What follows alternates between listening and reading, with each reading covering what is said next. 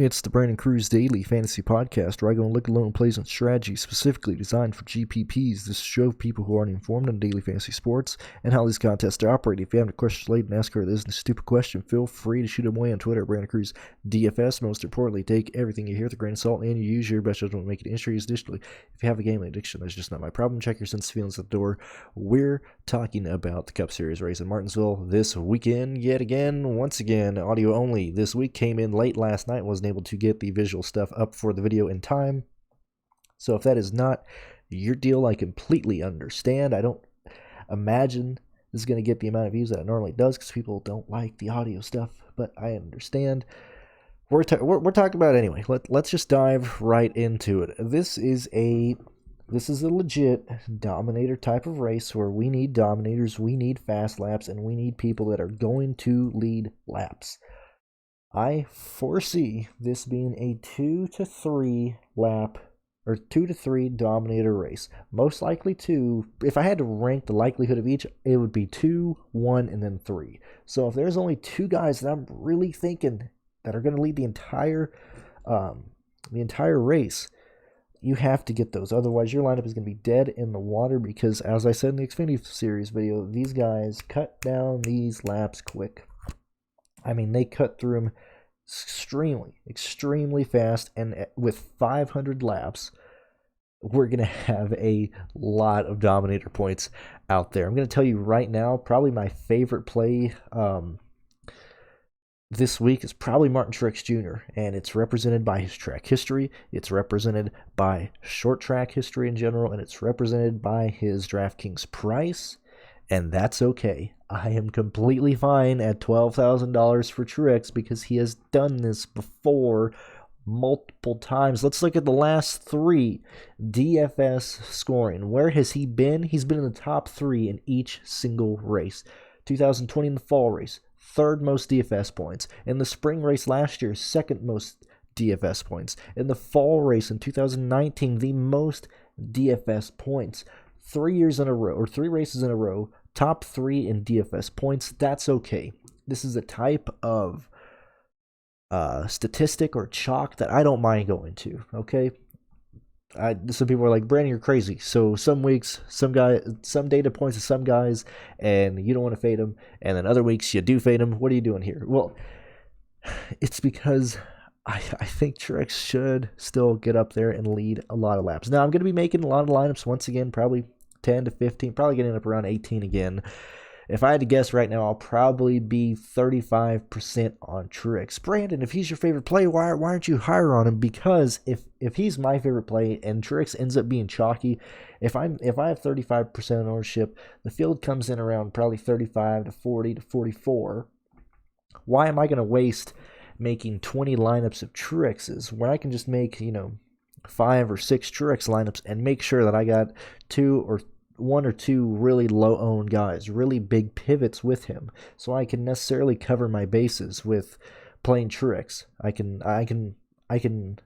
play 35% Truex in my own ownership, and I don't necessarily have to build the chalky ways around Truex. I can play him, expecting to do well, and then pair him with guys that don't project to do well, or guys that aren't carrying as much ownership, and that's how I would necessarily cover those bases. So even though I'm high on Truex, I'll probably end up having, the 35% on him and trying to build lineups that are very different with Truex to try and cover that, if that makes sense. So now that that's out of the way, looking at the front row, who do I think has a better chance of leading right off the bat, Logano or Hamlin? I would have to put that on Logano. I think Logano is going to beat Hamlin across the line, but I think he might actually have like a 1 car length advantage on Hamlin entering turn 1, or at least able to, his right rear should be on Hamlin's left front entering turn 1. If that's the case, Logano should be able to pull away right off the bat. So if Hamlin can, if Logano can stay up there and lead laps up until Truex can get up there and probably take over, I'm fine with that. I don't think Hamlin, I know looking at the Daytona road course, he was pretty much the 2nd fastest car there. He finished 3rd at that one, and that's pretty much the only race we really have. I'm not counting Bristol Dirt at all. Phoenix outcounts slightly, but if you look at Logano and Hamlin at Phoenix, who had a better car between those two? It was Logano. So another thing pointing towards Logano. And I'd even bring up Phoenix and Truex. But Truex won Phoenix, and I very stupidly lucked into some Truex that weekend as well. And so if Truex is going to be that dominant so far he finished 12th at the road course, but he was about the 5th fastest at the road course, easily the 3rd best car at Phoenix, and won that race. Everything's pointing towards Truex arriving with the fastest car. Hamlin should have the 2nd fastest car in my mind in the field, so between those two, I think Logano and Truex lead a good portion of the race. That's just how it's going to be. If you want to see if my opinion changed, if you want to see how Pierce is thinking in a live show, 12:30 Eastern Time, Sunday on my channel, we're going to have our DFS live show, so you can hop in, see where we're at, ask us some questions, talk to us about all that good stuff there. 12:30 p.m. Eastern. But right now, it's nothing but Truex and Logano for me. So probably no Hamlin. I don't think Byron does very well here. He'll probably fall back. Blaney would be the next driver that I would have interest in. So I'm going to have ownership to Logano. I'll probably have ownership. I'm trying to think how I can break it down easier in terms of who I like the most. If I had to rank them, probably be Truex first, Logano second, Chase Elliott third, Blaney fourth, and third and fourth is really close, and then Hamlin fifth. So I'll have ownership to all 5 of these guys. I think there's a higher chance that Elliott does better than Blaney in terms of DFS points, and so that would put Truex as my highest projected player right now, Logano as probably my 2nd highest, and then Elliott as my 3rd highest in terms of the fast laps or laps led right now. And this is, midday Thursday when I'm saying this, so that'll probably change, but that's what I have right now. Those would be the 5 main guys that I want to care about. And probably those 3 would be Truex, Logano, and Elliott. Stenhouse, I think Stenhouse falls outside the top 14 here. That's not going to work. Ryan Newman starting 8th. That's not going to work. I know he's hard to pass, and I know Martinsville is such a tough track to pass on, but there's a good chance Newman he's going to get wrecked. Like, he's going to get dumped. That's just how it's going to be. Harvick is interesting. I don't know if people are going to be on Harvick. Everything I've heard during my 2 weeks and during whatever I did listen to was like, what is wrong with Stewart-Haas Racing? Harvick sucks. What's going on here? So maybe if there's a chance that Harvick isn't owned, I'm fine with that. Keselowski, first car inside the top 10 or first car technically starting in the double digits that has great track history, great short track history recently. I don't normally look at track history, but this is an instance where I will look at it. This is an instance where I'm going to heavily rely on the team's short track program. And Keselowski is hitting everything the way he should. Everything's in the green. Everything's the way I want to see it. I like Keselowski as well. So now that we've gone through the top 10 drivers, if I had to rank these guys, Truex first, Logano second, probably Elliott third, Keselowski fourth. That's how I'd rank those guys in terms of my interest. I like Suarez. I mean, this is a real car. Starting 11th, $5,900, absolutely too cheap. I think people are going to be scared to play him starting 11th. I love Suarez here. He's popping off a lot in my optimizer. I'm going to probably, just 2 days out, I would have to guess I'm probably 45%, maybe 40 on Suarez. Might have to back that down a little bit to like 38 or something. Kyle Busch, long race, a lot of laps, a lot of repetition. He should get this car worked out. Probably won't lead a lot of laps, might not win the race, but I think Busch can finish inside the top 4. Reddick, don't like him. I think he struggles here. McDowell, I like him. $5,500, starting 14th. Should be a top 16 car all day. Same thing with Chris Buescher. I like these guys. Between McDowell, Buescher, and Jones, I think we're going to have more interest in Buescher. If that's the case, I think McDowell and Jones are good pivots off of those guys. Ryan Preece, $5,600. I would much rather pay up for Suarez, honestly.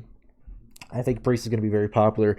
My optimizer liked Preece a lot before I made any adjustments, and I don't even have Preece projected to be very high. It just happened to shove Preece in the lineups because of his pricing. So I think getting off a Priest is going to be a good idea here.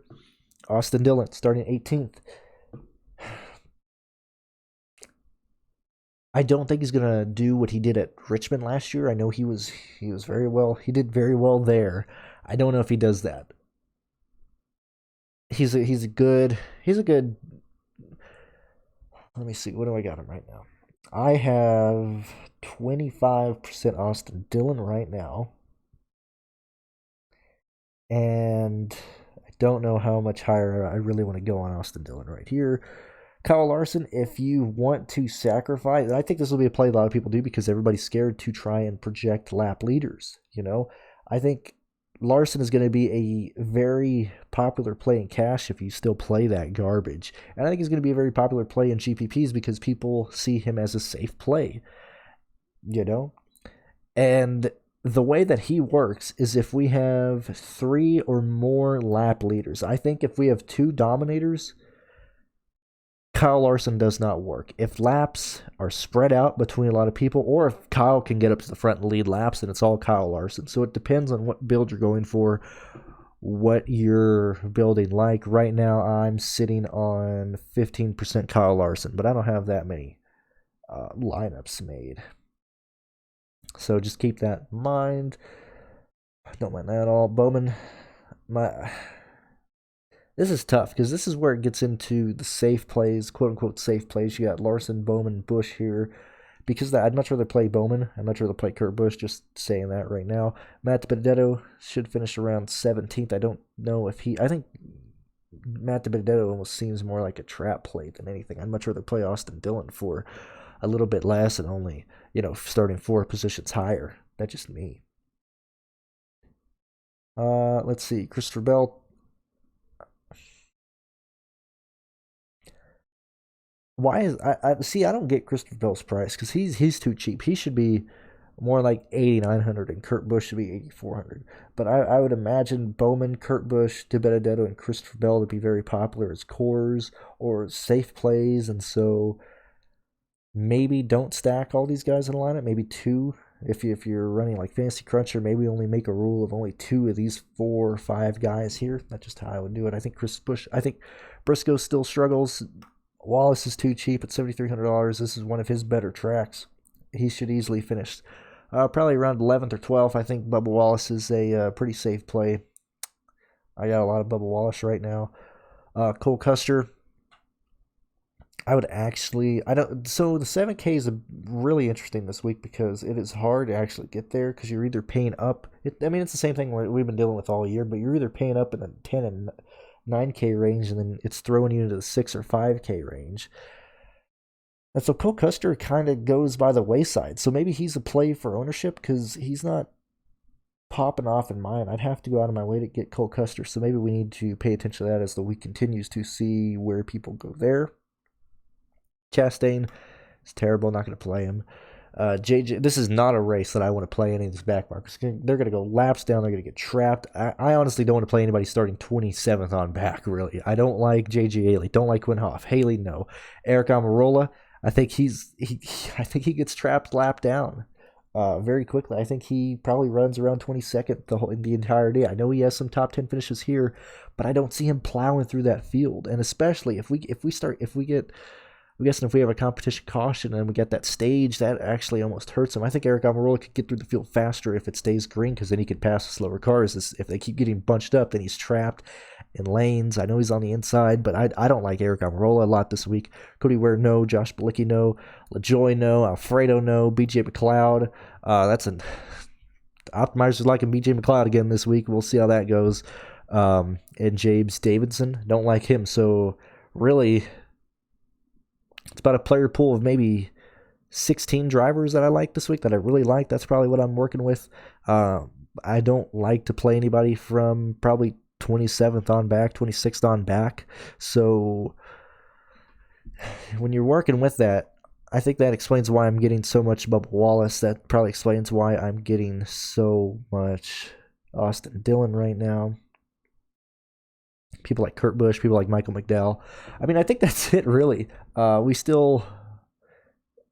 can't add anything that you aren't already seeing from the the fantasy NASCAR data at racefortheprize.com. I mean, this is legit. Probably the only track that if I see green in track history, if I see green in lap data, in short track data, in the Daytona road course data, I mean, I'm gonna like him here. That's just how it is. Pretty easy week. It just depends on who leads laps. I think it's a two dominator race, maybe 2 to 3. But yet again, going back, I think it's more likely that it's a 2, 1, and then a 3. And then if it's just spread out between like 5 guys leading races, I mean, we're all kind of screwed. It'll just be a bunch of the value plays coming in, and the place differential is going to take over there. But that's really how we're looking at it. And yeah, tune in for the live show, 12:30 Eastern Saturday. I think we're going to really be able to break down a lot more once I know where more of the ownership is going for these guys. Thank you guys for listening. If you want to support me on Patreon, please do. If not, I completely understand. But thank you guys for listening, and we'll catch you next time.